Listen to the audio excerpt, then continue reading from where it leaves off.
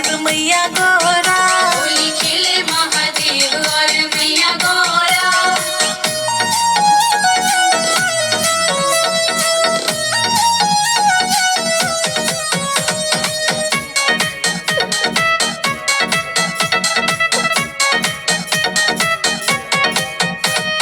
गौरा के हाथ केसर करवा। गौरा के हाथ केसर करवा।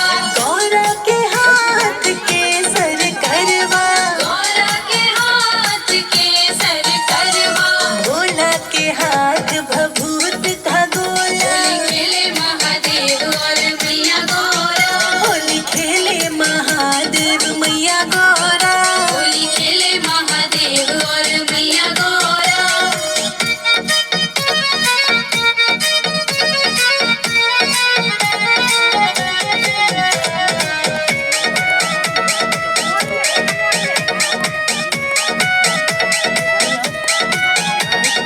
कौन के हाथ गुलाल को था। कौन के हाथ गुलाल को था। कौन के हाथ गुलाल को था। कौन के हाथ गुलाल को था। कौन के हाथ भांग लोटा। होली खेले महादेव और मैया गौरा। होली खेले महादेव मैया गौरा। होली खेले महादेव और मैया गौरा।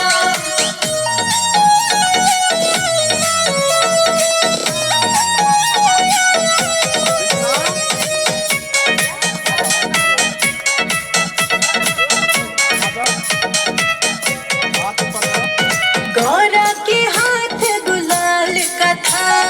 गौरा के हाथ गुलाल का था। गौरा के हाथ गुलाल का था। गौरा के हाथ गुलाल का था। भोले के हाथ भांग लोटा। होली खेले महादेव और मैया गौरा। होली खेले महादेव मैया गौरा। होली खेले महादेव और मैया गौरा।